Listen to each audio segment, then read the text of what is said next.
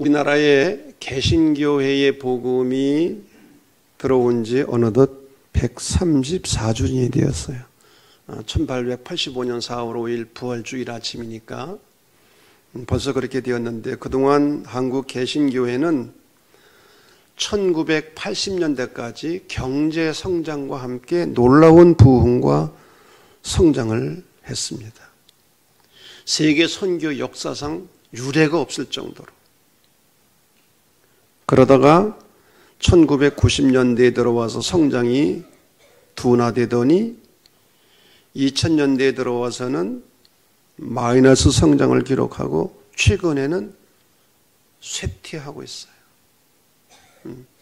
교인들이 급속도로 줄는데 심각한 것은 어린이와 청소년들이 급속도로 줄어가는 거예요.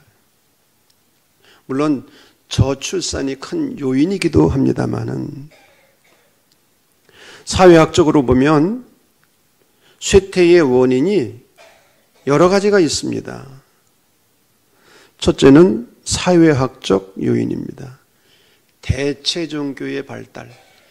대체종교라는 것은 종교의 역할을 대신하는 겁니다. 그게 뭐냐? 여가산업이에요. 주말이나 휴일이 되면 산이나 바다나 휴양지로 놀러가요. 스포츠에 빠지고 취미에 빠지는 거예요. 옛날에 종교가 하던 역할을 그런 여가산업들이 대신해 주는 거예요. 둘째는 사회심리적 요인입니다. 경제적 풍요와 안정, 정치의 안정과 민주화 때문에 사람이 가난하고 힘들 때는 어쩔 수 없이 하나님을 찾게 되어 있어요. 그러나 배가 부르고 등이 따스해지면 심리적으로 안정을 찾게 되고 하나님을 덜 찾게 되어 있어요. 지금 우리나라의 모습이 바로 그래요. 하나님이 없이도 평안하고 안정을 누릴 수 있다는 거예요. 세 번째로는 우리의 내적인 교회적 요인입니다. 우리 안에 있는 문제들, 교회가 이 사회 안에서 교회로서의 기능과 역할을 제대로 하지 못하는 거예요. 그 첫 번째가 교회가 세속적인 가치관을 따라가는 것. 예를 들면 황금만능주의, 물질주의, 성공과 출세주의, 이런 것들을 추구하면서 그것이 마치 신앙의 본질이고 축복인 것처럼, 그러한 것들은 신앙이 없이도 얼마든지 추구할 수 있는 것들이거든요. 그런데 그것이 본질이고 축복의 내용인 것처럼 세속적인 가치관을 교회가 따라가는 거예요. 두 번째로는 교회가 세상에서 빛과 소금의 사명과 역할을 다하지 못하는 것입니다. 종교에게는 크게 사회적으로 두 가지입니다. 하나는 심리적인 기능, 다른 하나는 사회적 기능입니다. 심리적 기능은 인간의 마음의 위로와 평화와 안정을 주는 거예요. 이게 종교의 역할입니다. 교회 다니고 예수를 믿으면 마음이 평화로워지는 거예요. 안정이 오는 거예요. 사회적인 기능은 뭐냐? 사회를 통합하고 사회를 변혁시키는 기능입니다. 교회가 왜 한쪽 정당에 가입해서는 안 되느냐? 통합을 해야 되니까. 한쪽에 서면 안 되는 거예요. 물론 여러분들은 얼마든지 개인적으로 정당에 소속해서 활동할 수 있고, 광화문에 갈 수도 있고, 서초동에 갈 수도 있어요. 그러나 교회가 또는 목사가 공식적으로 어느 한쪽에 서면 안 돼. 왜? 통합을 해야 되는데 한쪽에 서는 순간 다른 한쪽하고는 반대가 되는 거지. 사회 통합의 기능, 그리고 사회를 변혁시키는 기능. 사회 갈등이 있다면 그것을 해결해야 되고, 사회가 또는 정치가 잘못된 방향으로 나아갈 때는 예언자적 역할을 해야 되는 거죠. 예언자가 누구입니까? 하나님의 말씀을 듣고 그 말씀을 선포하고 심지어 왕 앞에 가서도 비판적인 역할을 하는 거예요. 그리고 사회를 위한 봉사에 참여하는 거예요.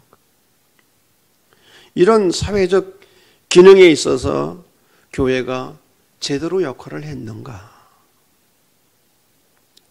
세 번째로는 그리스도인들이 신앙과 삶이 분리된 이중적 신앙생활을 하고 있는 것입니다.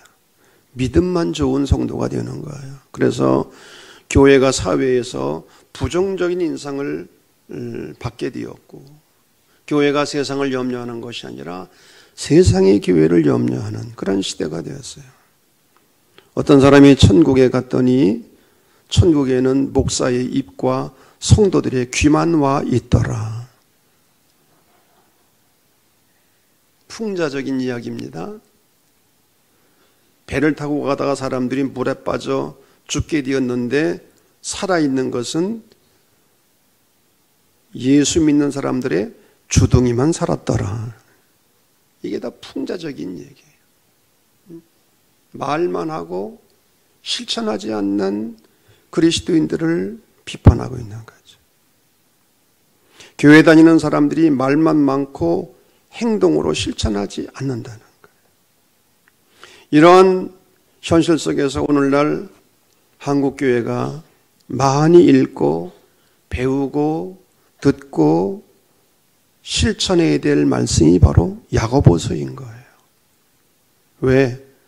로마서가 구원을 받아야 할 이방인들에게 믿음에 의한 구원을 강조한 서신이라고 한다면, 야고보서는 이미 구원을 받은 예루살렘 교회를 향하여 행위를 강조한 서신이기 때문입니다.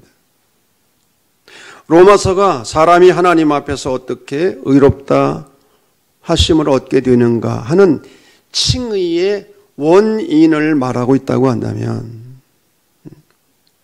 행위나 공로가 아니라 오직 하나님의 은혜에 의한 믿음으로 가능하다는 것을 말하고 있다면, 야고보서는 의롭게 된 사람이 어떻게 살아야 하는가의 문제를, 다시 말하면 칭의의 결과를 말하고 있는 거예요. 믿음으로 의롭다 된 함을 얻게 된 사람이 행동하면서 성화의 길을 걸어가야 된다는 거죠.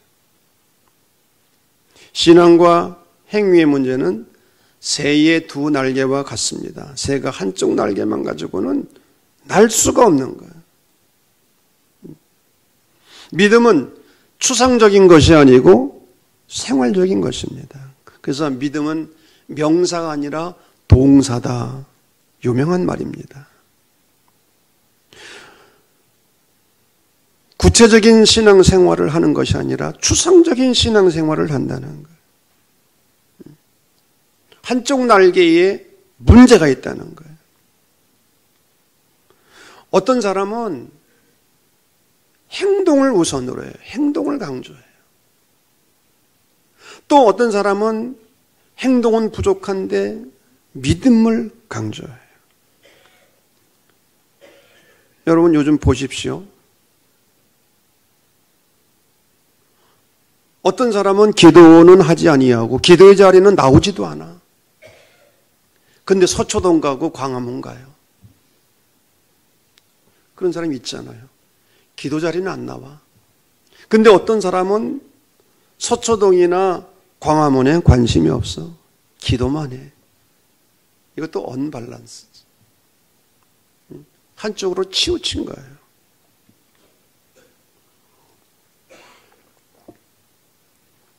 이런 현실 속에서 야고보서는 오늘날 한국교회가 그리고 우리들이 가장 겸손하고 두려운 마음으로 읽어야 할 하나님의 말씀인 줄로 믿습니다.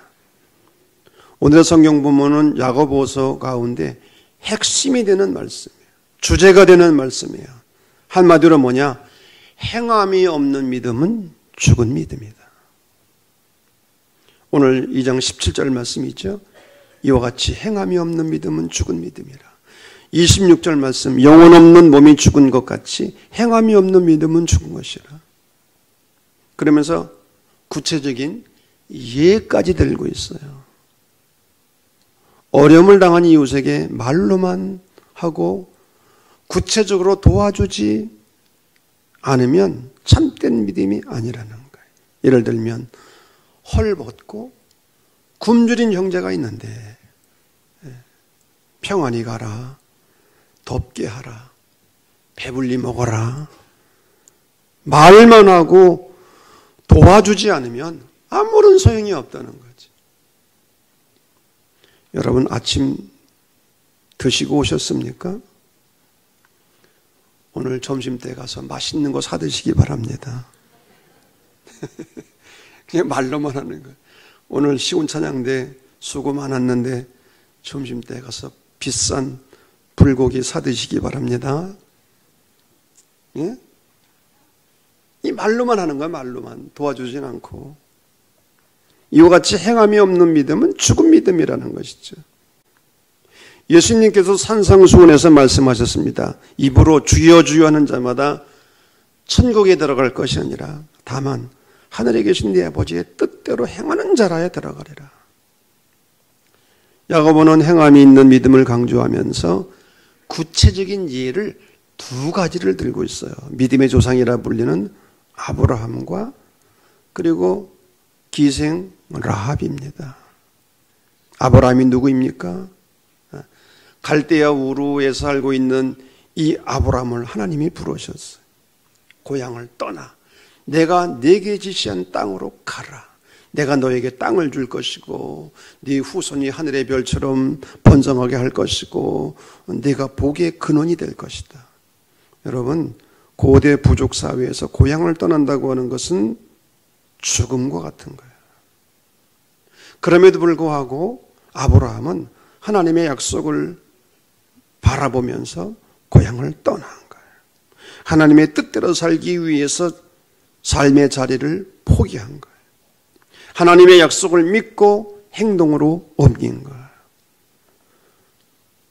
아브라함의 순례길에 있어서 클라이막스는 창세기 22장에 나오는 하나님의 시험입니다. 하나님이 아브라함을 테스트하셨어요. 네 사랑하는 독자 이삭을 번제로 바쳐라. 제물로 짐승처럼 바치라는 거예요. 이 하나님의 명령은 불합리한 명령이었고 이해할 수 없는 명령이었어요. 그런데 아브라함은 내적으로 고민하고 갈등했지만 이 하나님의 말씀에 순종해서 합격을 합니다. 하나님께서 말씀하셨어요. 이제야 네가 나를 경외하는 줄을 알았노라. 그러면서 하나님께서 마음껏 아브라함을 축복하십니다. 아브라함은 믿음으로만이 아니라 행함으로 의롭다함을 얻은 사람이에요. 여리교회의 기생 라합도 행함으로 그의 믿음을 증거한 사람인데 그녀는 자신의 생명의 위험을 무릅쓰고 여리고성에 들어온 정탐꾼들을 숨겨주었어요. 그 결과 다른 길로 도망을 치게 했습니다. 이것은 죽음을 각오한 일입니다. 발각되면 자신뿐만 아니라 가족 전체가 죽는 거예요. 그런데 위험을 무릅쓰고 이 여인은 행동한 것입니다. 어떻게? 이스라엘의 하나님이 살아계신 참 하나님을 믿었기 때문에. 여호수아 2장에 나오는 이야기입니다.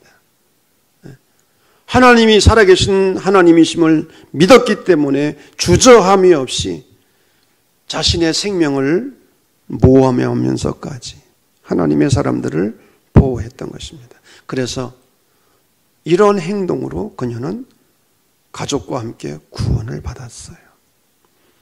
산 믿음의 능력이 바로 이런 것이라는 거예요.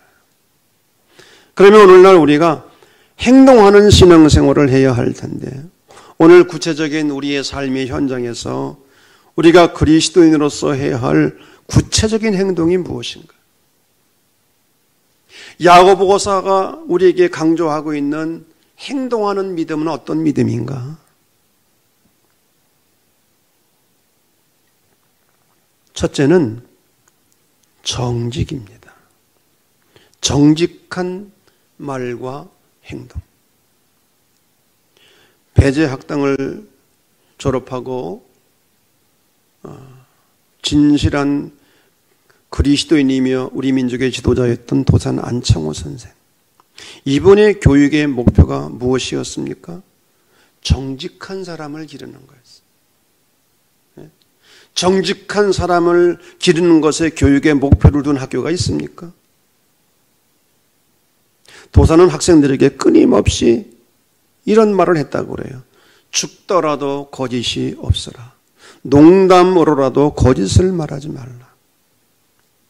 도산이 정직을 그토록 강조한 이유는 망국의 원인을 거짓말과 거짓 행실에서 찾은 거예요. 강대국이 되는 길도 정직이 존중받고 정직이 뿌리 내리는 것에서 보았기 때문입니다. 그래서 그는 정직과 성실만이 나라를 구한다고 외쳤어요. 정직이 나라를 구한다는 거예요. 요즘 우리 사회에서 벌어지는 일들을 보면 무엇이 거짓이고 진실인지 분간하기가 어려워요. 그러나 저는 분명히 믿습니다. 진실이 승리합니다. 정의가 승리합니다. 여러분, 거짓은 반드시 드러나게 되어 있어요. 결국은 진실이 승리합니다.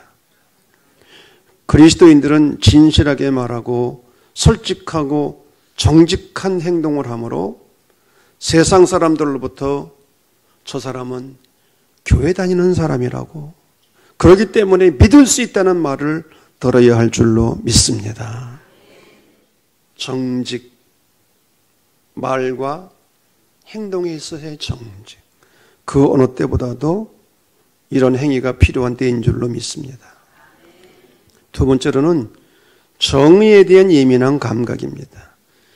정의의 여신을 유스티치아라고 그러는데, 여러분 정의를 영어로 justice라고 말하는데, 바로 이 justice라는 말이 유스티치아라는 라틴 말에서 나온 것이더라고요. 이 정의의 여신은 한 손에는 검을 들었고 다른 한 손에는 저울을 들었고 눈은 안대로 가렸습니다. 우리나라 대법원에 있는 정의의 여신은 어떻게 되어 있죠? 한 손에 저울은 들었어요. 그러면 다른 손에는 무엇을 들었을까요? 우리나라 대법원에 있는 정의의 여신은? 예? 예. 누가 그렇게 대답했어요? 참 똑똑한 사람들이에요. 법전을 들었어, 법전을. 예. 검은 법의 힘을 상징하는 거예요. 저울은 법의 엄격함과 공정함을 상징하네요. 눈을 안대로 가린 이유는 사람을 보지 않고 판단하기 위해서. 원고나 피고 중에 아는 사람이 있으면 판결에 영향을 준다는 거예요. 판결에 영향을 주지 않도록 하기 위해서 눈을 가렸어요, 여러분. 독일의 신학자였던 폴 틸리라는 교수가 사랑, 힘, 정의라는 책에서 세 가지 정의를 말했습니다. 첫째는 인권 정의. 사람이라면 누구나 태어나면서부터 당연히 가지게 되는 기본적 권리, 평등권, 생명권. 모든 생명은 존중되어야 되고요. 인간은 누구나 평등한 거예요. 직업, 인종, 성별, 나이, 종교, 국적, 신체, 사회적 신분, 신체 조건에 상관없이 인간은 평등하다는 거예요. 그런데 야고보서 2장 1절부터 13절을 보게 되면 빈부 차별을 경고하고 있어요. 사람을 재산의 많고 적음으로 차별해 대해서 대하지 말라는 거예요. 사람을 차별 대우하는 것은 불합리한 일일 뿐만이 아니라 또한 범법 행위라고 하는 거예요. 여러분 초대교회 때는 예배당 안에 특별석이 있었다고 그래요. 그래서 옷을 잘 입고 금가락지를 끼고 화려한 모습으로 하고 오면은 상석에 앉히고, 초라한 모습으로 오게 되면은 무시하고,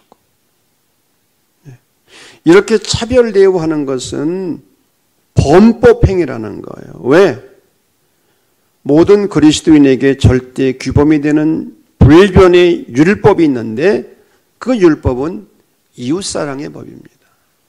이웃사랑의 법을 어기는 것이기 때문에, 그러므로 그리스도인들은 사람을 차별하는 일을 절대 해서는 안 된다는 거죠. 빈부차별, 계급차별, 인종차별, 성차별,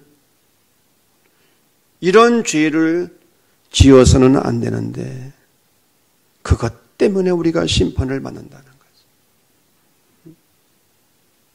인간을 차별하면 하나님 앞에 심판을 받는다고 야고보는 경고하고 있는 거예요. 인권 정의가 있고, 두 번째로는 분배 정의가 있습니다. 가진 자와 못 가진 자가 함께 나누는 거예요. 야고보서 5장 1절부터 6절을 보게 되면 야고보는 부자들에 대해서 경고합니다. 야고보는 재산이 많은 것이 죄이거나 가난한 것이 선이라고 말하지 않아요. 야고보 기자가 부자를 책망하는 것은 소유가 많기 때문이 아니라 재산을 모으는 방법이 잘못되었고 그 재산을 이기적인 목적으로 낭비하고 있는 거예요. 예를 들면 부자들이 노동자들의 임금을 착취해서 돈을 모은 거예요. 억울한 노동자들의 윗짐소리가 밭에서 들리는 거예요. 일을 시켜놓고 품삯을 안 주는 거예요. 여러분, 우리나라에서도 외국인 노동자들에게 일을 시키고 품삯을 안 주는 경우가, 떼어먹는 경우가 얼마나 많은지 아십니까? 정말 나쁜 사람들이에요. 일을 시켜놓고 품삯을 안 주는 거. 그런 방법으로 돈을 쌓아놓고 자신만을 위해서 사치하고 낭비하는 거예요. 로마에서 왕과 귀족들의 의무를 나타내는 말이 있습니다. 노블리스 오블리지. 사회 지도층의 도덕적 의무라는 말입니다. 이런 의무를 무시한 거예요. 남보다 돈이 많으면 더 높은 도덕적 의미가 있고, 남보다 더 공부를 많이 하고 지위가 높으면 더 높은 도덕적 의무가 있는데 이런 것들을 무시하는 거예요. 세 번째로는 응징의 정의입니다. 죄를 지은 사람에게 책임을 묻는 정의입니다. 누구는 힘이 있다고 봐주고 누구는 힘이 없다고 구속해서는 안 되는 거잖아요. 재판을 할 때 누구는 봐주고 누구는 힘이 없다고 구속하면 안 되잖아요. 죄를 지었으면 공정하게 똑같이 죄를 물어야지. 여러분, 그렇지 않습니까?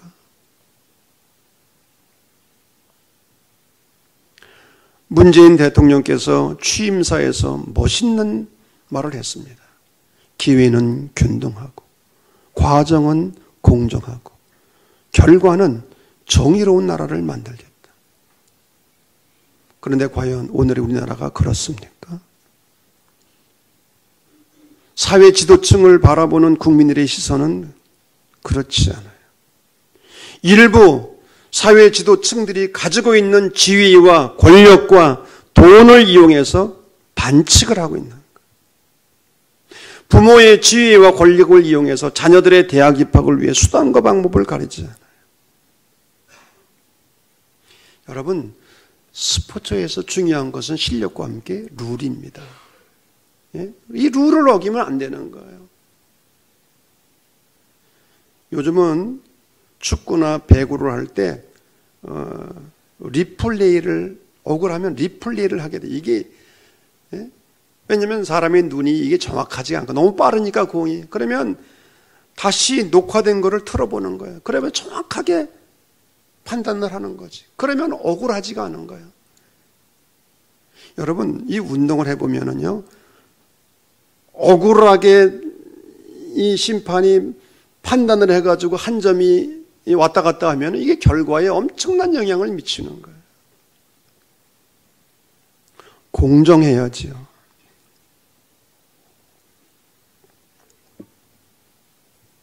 반칙을 하면 안 되잖아요. 모든 사람은 정의와 공평을 향유할 자격이 있고 이 권리들을 존중해야 할 의무를 가지고 있는 거예요. 중요한 것은 모든 정의는 사랑에 기초해야 한다는 것입니다. 왜? 사랑에 기초하지 않는 정의는 횡포가 되고 폭력이 되는 거예요.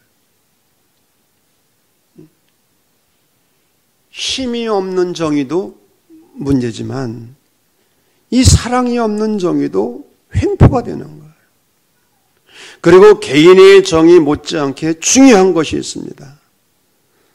선한 사마리아인의 비유에서 강도 맞는 자에게 자비를 베푸는 행위도 중요하지만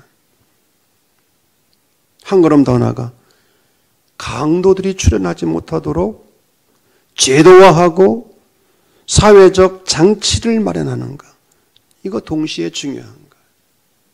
개인적 정의만 가지고 안 돼. 사회의 제도를 바르게 만들고 장치를 마련해야 되는 거예요. 오늘날 그리스도인들이 이 혼란한 세상 가운데서 그 어느 때보다도 정의에 대한 예민한 감각을 가지고 살아갈 수 있기를 간절히 소망합니다. 세 번째로는 경건한 삶을 살라는 거예요. 우리 그리스도인들은 세속 수도사들입니다. 수도사들은 일반적으로 삶의 현장을 떠나서 도피에서 산이나 들에서 기도하고 도를 닦습니다. 그러나 우리 그리스도인들은 떠나는 것이 아니죠. 세상 한복판에서 수도의 길을 걸어가는 사람들이에요. 우리나라에서 존경받는 그런 종교인들이 있지 않습니까? 법정 스님이라든지 카톨릭의 김수환 추기경이라든지, 물론 다른 분들과 비교해 볼 때에 참 훌륭한 분들이죠. 그분들의 정신이 훌륭합니다. 높습니다. 보통 사람들보다. 그러나 저는 개인적으로 그렇게 높이 평가하고 싶지 않아요. 그러한 분들보다 더 높이 평가받을 사람들이 누구냐? 결혼해서 자식 낳고 직장 생활하면서 지지고 볶고 사는 사람들이에요. 아멘 안 해도 그래. 결혼해서 애 낳고 직장 생활하는 게 이게 얼마나 어렵고 힘든 일이야. 여러분 다시 하라면 할 것 같아요? 왜 고개를 흔들어? 여러분, 우리는 세상을 도피해서 수도를 하는 사람들이 아니에요. 이 세상 한복판에 두 발을 딛고 애 낳고 직장 생활하고 지지고 볶고 그러면서 수도의 길을 가는 사람들이에요. 아멘을 안 해도 그래요. 그런 가운데서 우리가 어떻게 경건한 삶을 사냐, 수도의 길을 걸어가느냐. 오늘 야고보는 두 가지를 말합니다. 자기를 지켜 세속에 물들지 아니하는 것이다. 세속이 무엇입니까? 하나님을 대적하는 세상의 문화, 세상의 풍조, 가치관이에요. 그리스도인들은 이런 것들에게 오염되지 아니하고 구별된 삶을 살아야 된다는 거예요. 교회는 바다 위에 떠 있는 배와 같습니다. 세상이라는 이 바다 위에 교회가 떠 있는데 문제는 구멍이 뚫린 거예요. 배에 구멍이 뚫려서 바닷물이 배 안으로 침투해 들어오는 거예요. 침몰하게 되는 거죠. 세속주의의 물결이 교회나 성도들의 삶 속에 침투해 들어오게 되면 믿음이라는 배가 파산을 당하게 되는 거예요. 물고기와 널빤지의 차이점이 있습니다. 널빤지는 아무리 커도 물결에 휩쓸려 떠내려갑니다. 그러나 물고기는 아무리 작아도 물결을 역류하면서 위로 올라가요. 심지어는 그 작은 물고기가 폭포를 올라가더라고. 폭포를. 어떤 물고기는 이 짬볼에 가다가 이 벽을 들이받았어. 벽을. 돌멩이를 뜯어봐가지고 그냥 즉사하더라고. 목숨을 걸고 폭포를 역류해서 올라가는 거예요. 어떻게? 그 안에 생명이 있기 때문에. 그리스도인들은 예수의 생명을 가진 사람들입니다. 그러므로 성경적인 바른 가치관을 가지고 이 세상을 역류하면서 살아갈 수 있어야 되는 거예요. 둘째는 소외된 자에 대한 관심입니다. 야고보는 고아와 과부를 그 환난 중에 돌보는 것이 참된 경건이라고 이야기했습니다. 고아와 과부, 나그네, 구약에 나오는 하나님의 3대 가족 아닙니까? 돌봄이 필요한 사람들입니다. 주님께서는 마태복음 25장에 나오는 양과 염소의 부위에서 지극히 작은 자 하나에게 한 것이 곧 나에게 한 것이라고 말씀하셨어요. 예수님은 가난하고 소외된 사람들을 당신 자신과 일치시키신 거예요. 인도 캘커타의 성녀였던 마더 테레사의 이야기입니다. 가난하고 고난받는 이웃들과 함께 일생을 그가 보내고 노벨 평화상을 받게 되었는데 어느 기자가 질문했습니다. 어떻게 그런 일을 할 수 있었습니까? 그때 테레사가 한 유명한 대답이 있습니다. 나는 그들 속에서 예수님을 보았습니다. 가난하고 병들고 길거리에서 죽어가는 그들의 모습 속에서 예수님을 보았다는 거예요. 그들을 예수님처럼 알고 섬겼다는 거예요.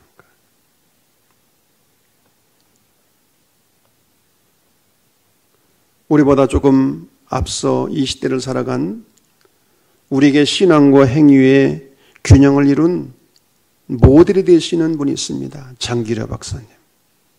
한국의 슈벨처라고 불리지 않았습니까? 이분이 1911년에 평안북도 용천에서 태어나서 1995년에 세상을 떠나셨는데 제가 기억나는 거는 우리가 삼각교회 있을 때 제가 크리스마스 새벽 예배를 준비하고 일어났더니 1시 45분에 소천했다고 하는 뉴스가 나오더라고요. 지금도 생생히 기억을 합니다. 그분은 올람하기 전에 경성의전 교수였고요. 평양 도립병원장을 지낸 분입니다. 6.25가 발발하고 50년 12월 둘째 아들만 데리고 야밤 도주했어요. 북한에서.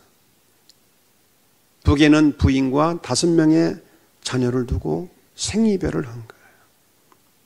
올람 이후 장기려 박사는 부산에 정착해서 보건병원을 세우고 이곳에서 피난민 등을 돌보고 무료 진료를 하게 됩니다. 행여 병자 진료소를 만들어 놓고 무료 치료를 했고 국내 최초의 의료보험 조합인 청십자 의료협동조합을 만들어서 영세민들을 치료받게 했고요. 교회에서는 장로로서 헌신하고 충성을 다했어요. 막사의 상을 받기도 하고 국제 적십자 상을 받기도 하고 사람들은 그를 가리켜 한국의 슈바이처라고 불렀어요. 북에 남겨두고 온 부인과 자녀들 이야기만 나오면 이런 얘기를 했어요. 생전에 보지 못해도 하늘나라에서 오래오래 사랑할 수 있을 것이다.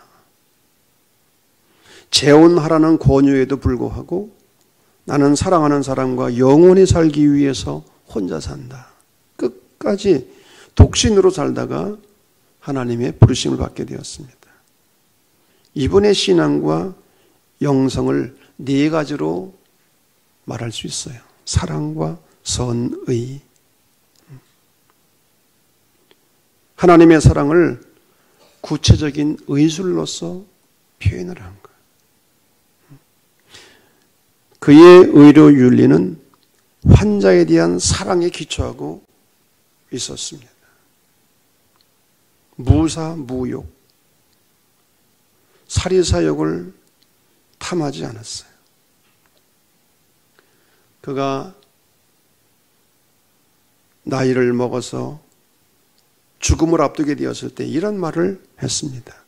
늙어서 별로 가진 것이 없다는 것이 다소 기쁨이기는 하나 죽었을 때 물레밖에 안 남겼다는 간디에 비하면 나는 아직도 가진 것이 너무 많다. 자기 소유가 별로 없었어요. 근데 물레밖에 안 남긴 간디에 비하면 자기는 너무 많이 가지고 있다는 거죠. 자선과 봉사로서의 윤리, 의술은 자비의 행위이며 인술은 곧 의이다. 그는 참되게 사는 사람이라는 글에서 남을 불쌍히 여기는 사람은 진리와 겸손을 섬기는 사람과 함께 참 진실되게 사는 사람이라고 말합니다. 이런 문장입니다. 하나님은 공의를 행하는 것을 기뻐하신다.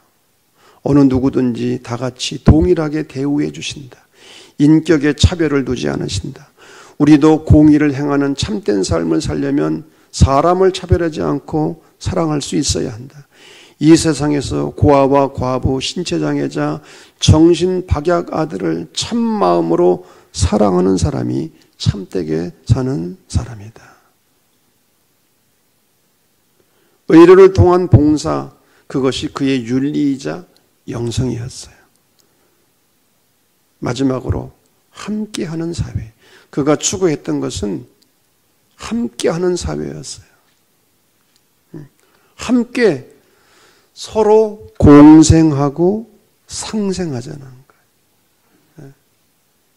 가난하고 불쌍한 환자들을 위해 조합운동을 시작할 때 이런 말을 했습니다. 건강할 때 병자를 돕고 병에 걸렸을 때 도움을 받자. 그는 모든 사람에 대해서 형제애로 살고자 했습니다.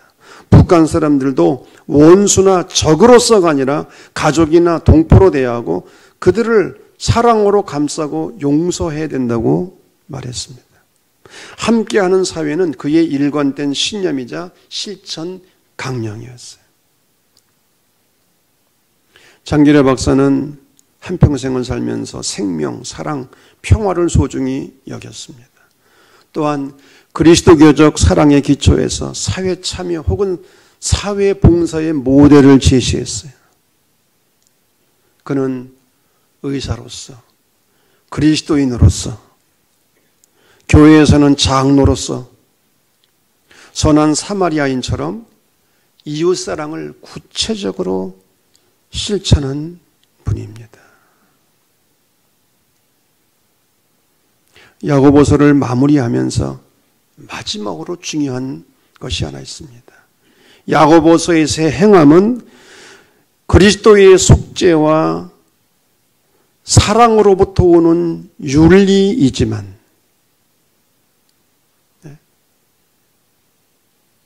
믿음으로부터 오는 윤리이지만 한 걸음 더 나아가 이 야고보서의 행함은 그리스도의 임박한 재림을 소망하는 종말론적 차원에서 보아야 된다는 거예요. 야고보서 5장 7절부터 8절에 있는 말씀입니다.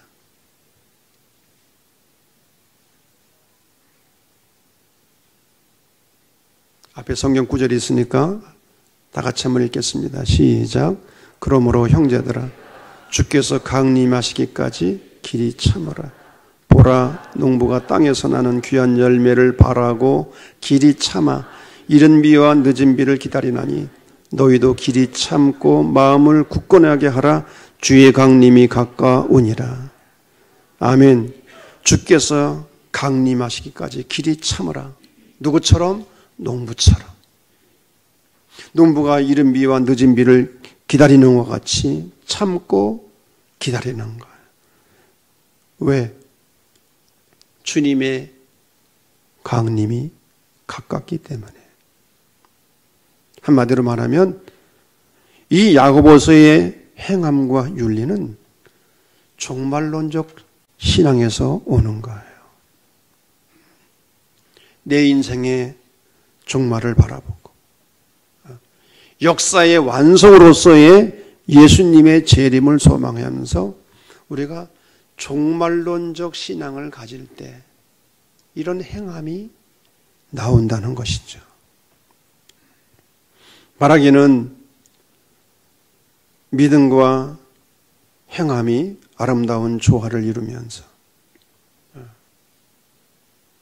둘 사이에 균형을 이루어가면서 종말론적인 신앙을 가지고 순례의 길을 끝까지 걸어갈 수 있는 은혜가 저와 여러분 우리 모두 위에 함께 하실 수 있기를 주의 이름으로 간절히 축원합니다.